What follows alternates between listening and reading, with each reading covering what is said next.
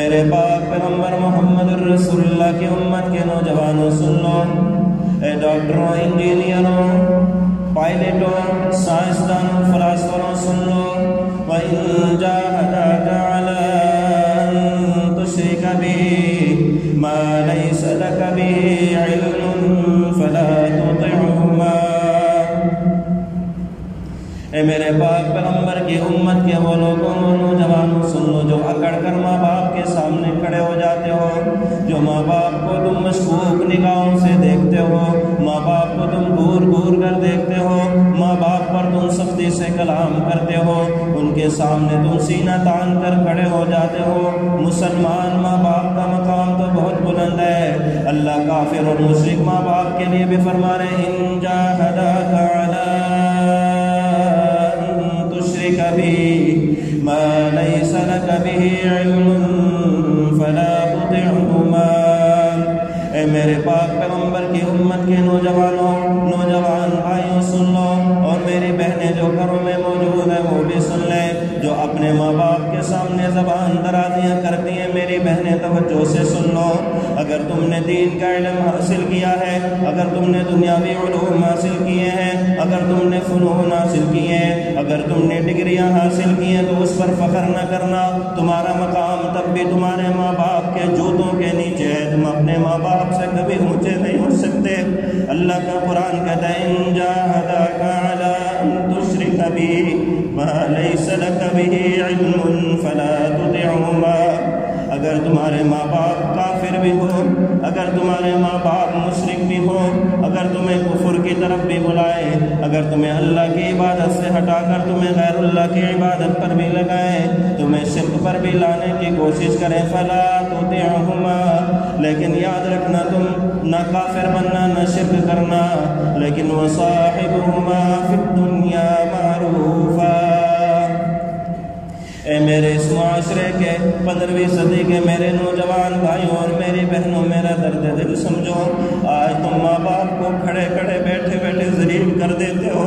تم کہتے ہو تمہیں کچھ نہیں پتا، ہم سب جانتے ہیں۔ اگر تمہارے ماں باپ بھی نہ ہوتے، اگر تمہارے ماں باپ کا وجود نہ ہوتا، تم اس دنیا میں نہ آ سکتے۔ تم کیا جانتے ہو؟ اللہ خوب جانتا ہے۔ سن لو ان جاہداک علی ان تشرک بی ما لیس لک بہ علم فلا تطعہما۔ اگر تمہارے ماں باپ مشرک اور کافر ہیں، تمہیں کفر کی دعوت دیتے ہیں، شرک کی طرف مائل کرتے ہیں، تو کفر اور شرک میں ان کی بات نہ ماننا۔ وصاحبہما فی الدنیا معروفا، لیکن یاد رکھنا میرے امت محمدیہ کے حسینوں، میرے امت محمدیہ کے نوجوان بھائیوں اور نوجوان بہنوں سن لو۔ آج تم اپنے آپ کو بہت بڑے فلاسفر سمجھتے ہو، اپنے آپ کو بہت بڑا باصلاحیت سمجھتے ہو۔ اللہ کا قرآن فرماتے ہیں وَصَاحِبْهُمَا فِي الدُّنْيَا مَعْرُوفًا، لیکن یاد رکھو دنیاوی لحاظ سے تم اپنے ماں باپ کے سامنے جھکے رہو، اگرچہ تمہارے ماں باپ کافر ہو تب بھی ان کے سامنے تم اپنے کندھوں کو جھکا کر رکھو۔ تمہارے ماں باپ مشرک ہیں تب بھی تم نے ان کے سامنے سینہ تان کر کھڑے نہیں ہونا۔ اگر تمہارے ماں باپ مشرک اور کافر ہیں تب بھی تم نے ان کی نظروں میں نظریں ملا کر نہیں بات کرنا۔ اگر تمہارے ماں باپ کافر اور مشرک ہیں تو وہ ان کا اپنا عمل ہے، تمہارا عمل کیا؟ وَصَاحِبْهُمَا فِي الدُّنْيَا مَعْرُوفًا، لیکن دنیاوی معاملات میں جب تک تمہارے ماں باپ دنیا میں موجود رہے ان کے ساتھ اچھا سلوک کرتے رہنا، ان کے ساتھ اچھا سلوک کرتے رہنا۔ یہ تو کافر ماں باپ کا مقام ہے۔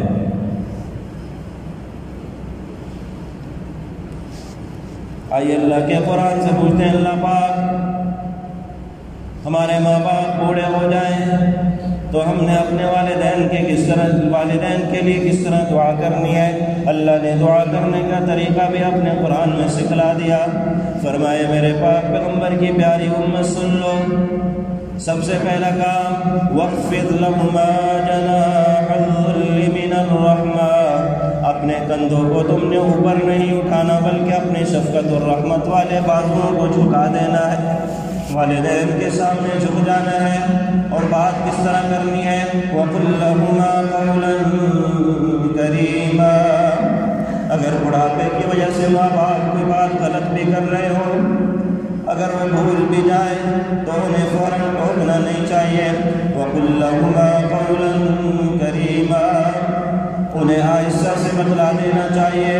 نرمی سے بات کرنی چاہیے۔ اے اللہ پاک والدین کے لیے کس طرح دعا کرنی؟ اللہ نے فرمایا ہے میرے پاک پیغمبر کی پیاری امت سن لو، تم نے اس طرح دعا کرنی ہے جب تمہارے والدین بوڑھے ہو جائیں تو اللہ سے کہنا رب ارحمہما کما ربیانی صغیرا۔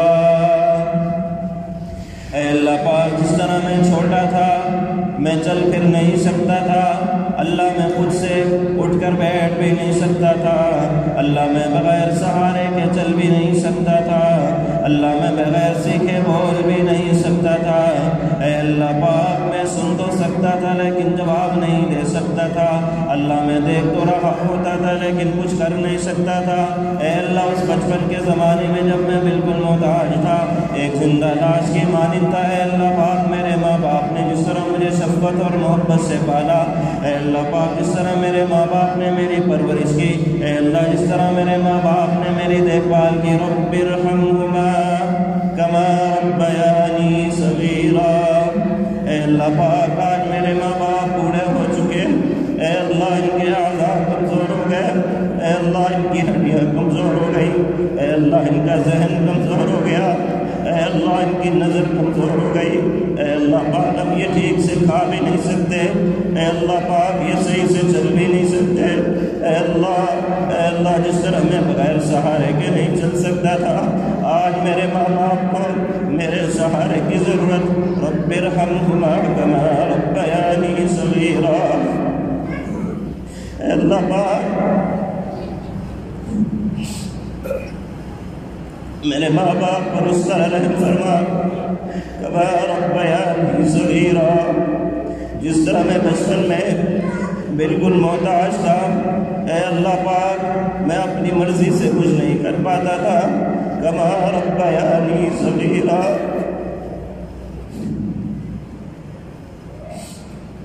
اے اللہ پاک میرے والدین پر رحم فرما، رب ارحمہما کما ربیانی صغیرا۔ اے اللہ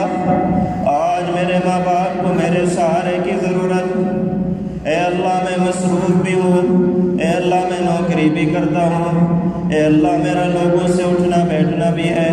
اے اللہ میرا لوگوں سے میل جول بھی ہے، اے اللہ جس طرح میرے ماں باپ بھی مصروف ہوا کرتے تھے،